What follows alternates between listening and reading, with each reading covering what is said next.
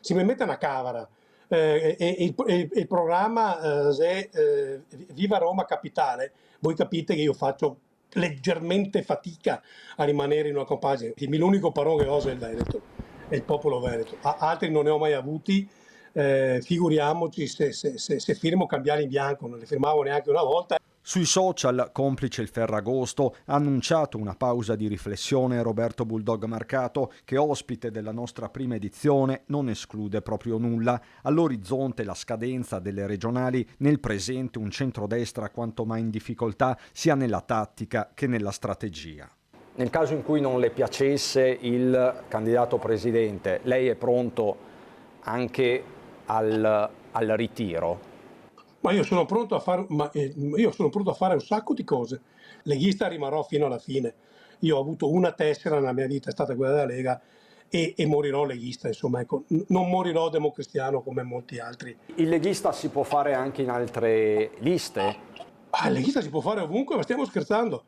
Cioè, il leghista è un sentire, il leghista è una condizione d'essere, lo puoi fare ovunque. Insomma, tutte le possibilità sono contemplate da mister Preferenza, di fatto l'uomo più votato in Lega dopo Zaia, amato dal popolo, meno forse dal partito.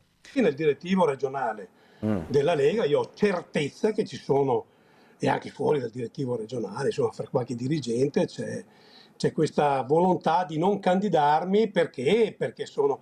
addirittura qualcuno perché siccome ho preso tante preferenze toglierei il posto a qualcun altro. Messaggi interni ed esterni si sprecano, con Marcato che continua a sognare un candidato leghista profondamente veneto, ma non per questo pone un veto totale su un nome meloniano, uno in particolare. Per capacità di amministrare e per il fatto che conosce bene la regione di Fratelli d'Italia, Elena Donazan è sicuramente un amministratore o un'amministratrice, come vogliamo dire, di assoluto livello. L'altro fronte riguarda la proposta di Giampaolo Gobbo, maturata nell'ultimo direttivo della Lega, di escludere dalla prossima corsa chi ha cambiato casacca nel corso della legislatura, richiesta indirizzata a tutti gli alleati. Nel mirino transfughi ed espulsi, tra questi Fabrizio Boron, oggi consigliere regionale in Forza Italia.